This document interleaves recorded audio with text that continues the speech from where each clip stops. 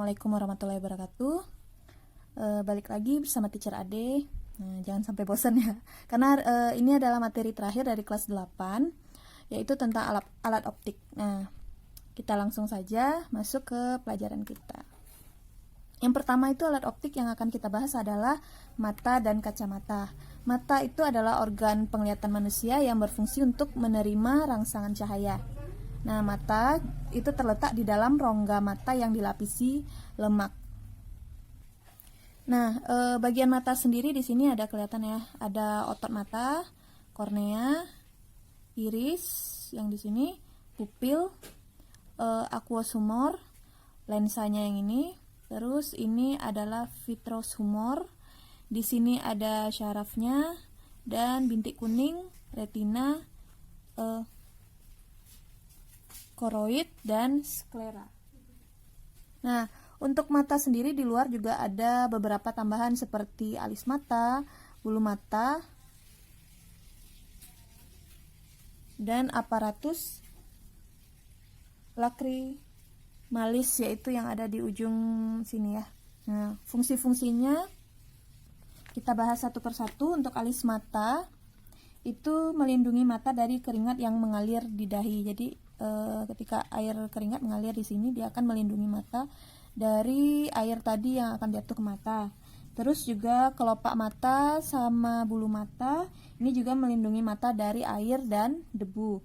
Terus aparatus lacrimalis di sini itu kelenjar yang menghasilkan air mata jika ada benda asing menyentuh permukaan bola mata. Jadi kadang kita kan tiba-tiba menangis karena kena debu atau apa gitu kan. Nah, itu karena akibat dari si aparatus lacrimalis. Nah, di sini bagian-bagian bola mata lapisan yang terluar itu ada sklera.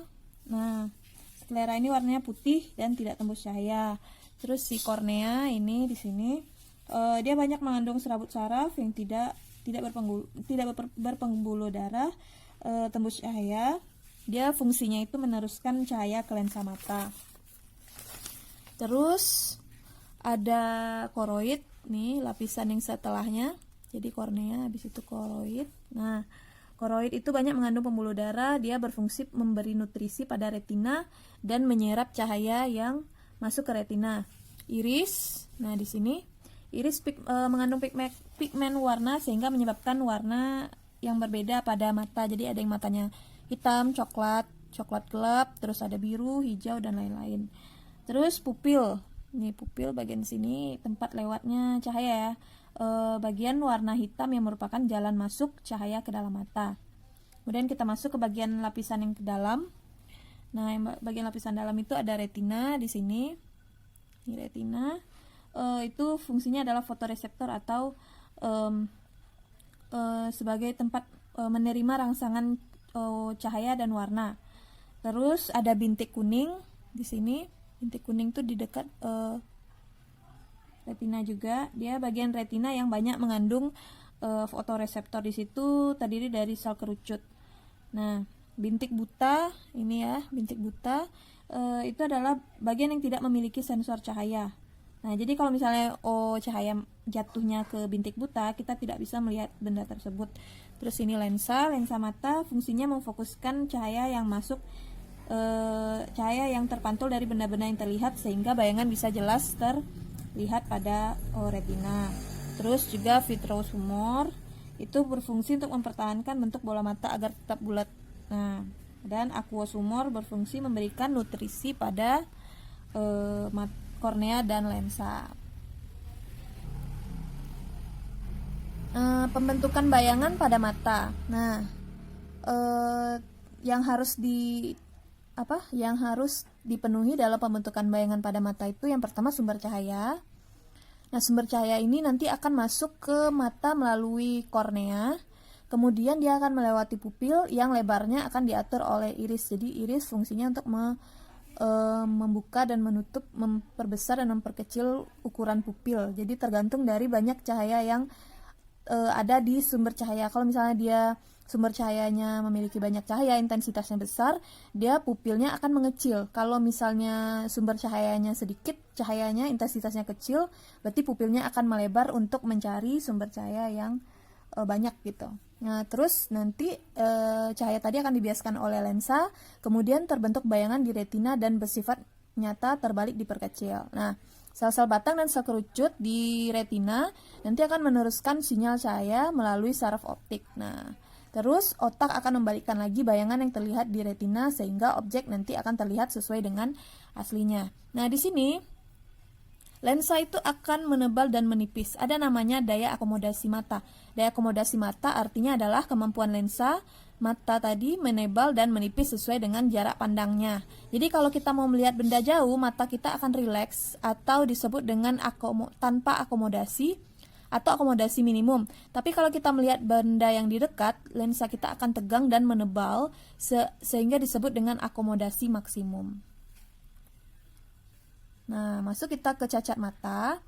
Cacat mata itu ada beberapa, cuman yang sering dibahas itu adalah rabun jauh atau miopi, rabun dekat atau hipermetropi, rabun tua, dan astigmatisme. Nah, kita masuk satu persatu dulu. Rabun jauh. Nah, rabun jauh ini terjadi saat bayangan benda jatuh di depan retina sehingga mata tidak jelas melihat benda yang jauh atau titik dekat mata menjadi kurang dari 25 cm. Nah, mata miopi ini ditolong dengan kacamata berlensa cekung. Jadi biasanya kalau teman kamu teacher sendiri juga kalau teacher kan rabun jauh. Nah, lensa kacamata teacher yang teacher pakai adalah lensa negatif. Dan kekuatan lensanya itu misalnya kekuatan lensa mata yang teacher pakai itu adalah negatif 2. Jadi teacher bilangnya, oh kacamata kamu lensanya berapa? Lensa min 2 kayak gitu. Nah, itu artinya kekuatan lensanya di sini nanti ya kita pelajari. Kita lanjut dulu yang rabun dekat, hipermetropi. Itu terjadi saat bayangan benda jatuh di belakang retina sehingga mata tidak jelas melihat benda dekat pada jarak kurang dari atau sama dengan 25 cm. Jadi titik dekat matanya itu besar dari 25 cm. Nah, mata hipermetropi nanti ditolong dengan kacamata berlensa cembung atau fokusnya positif, gitu ya. Jadi positif 1 atau positif setengah seperti itu. Itu ada lensa positif dia. Terus juga lanjut rabun tua atau presbiopi itu terjadi karena menurunnya kemampuan daya akomodasi mata sehingga mata itu jadi nggak bisa lihat dua-duanya, jadi jauh nggak bisa, dekat juga nggak bisa. Nah, titik dekat matanya besar dari 25 dan titik jauh matanya juga kurang dari tak hingga gitu. Rabun jauh itu ditolong dengan kacamata bifokal atau rangkap. Atau ada juga yang menyebutnya kacamata setengah lingkaran itu loh.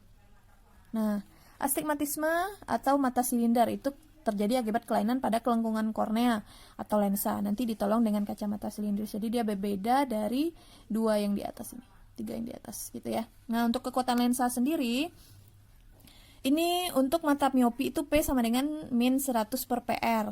Nah, PR ini namanya punktum remotum atau titik terjauh yang bisa dilihat jelas oleh mata. Jadi misalnya dia cuma bisa lihat sampai 2 meter misalnya, atau sampai 100 cm. Nah, jadi kalau pakai 100 di atas ini artinya PR-nya dalam senti. Kalau dia pakai 1 di atasnya berarti PR-nya dalam meter. Dan dia kan miopi itu lensanya lensa negatif, lensa cekung, negatif di sininya ya.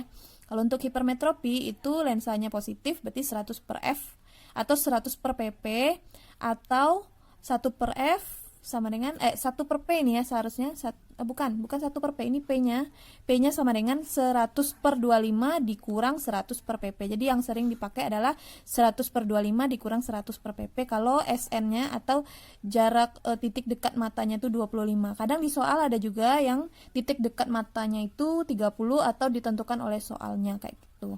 Nah, jadi biasanya ini kan 100 dibagi 25 itu bisa dijadikan 4. Jadi 4 dikurang 100 per PP. PP itu adalah titik terdekat yang bisa dilihat jelas oleh mata.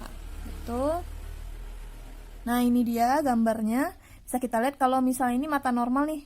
Jadi PP-nya 25, jarak punktum remotumnya tak hingga ya.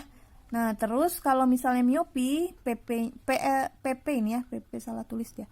PP-nya 25, PR-nya kecil dari tak hingga.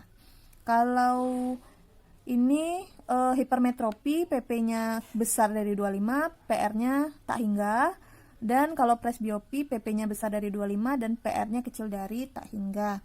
Kalau mata silinder, nah ini di bagian lensanya. Tunggu ya, kita lihat di sini. Ini yang jelas. Nah, kalau misalnya digambar biasanya yang sering keluar tuh kayak gini. Kalau rabun dekat itu dia hiper tadi kan. Kalau hiper itu kelewat, dia lewat dari retina, jadi dia jauh di belakang retina bayangannya terbentuk gitu. Jadi ditolong dengan lensa positif, jadi difokuskan, dideketin dia ke dalam dia bayangannya. Kalau rabun jauh dia belum nyampe retina, dia udah terbentuk bayangan, jadi dia di tengah-tengah sini terletak bayangannya gitu. Ditolong dengan lensa negatif. Nah, kalau untuk astigmatisme nih lensanya seperti ini harusnya. Nah, dia agak kecekungan atau kelengkungannya itu terdapat kelainan di situ, jadi dia kurang tepat, kurang pas dia. Jadi kadang kalau orang silindris, orang yang matanya silindris itu dia sering mengalami goyang dalam melihat tulisan atau gambar atau benda seperti itu. Jadi dia agak goyang, agak kabur seperti itu. Nah, beda dengan yang lain. Kalau yang lain tuh memang tidak jelas, tapi kalau yang ini goyang dia. Jadi tulisan itu bentuknya seperti double-double kayak gitu. Nah, kalau yang untuk si mata tua itu nggak dijelaskan sekali, cuman dia ada yang di luar ini kacamatanya besarnya ini adalah lensa cekung, yang di kacamata di bawahnya ini lensa cembung seperti itu. Nah, untuk kamera ini kita akan bahas di video selanjutnya ya.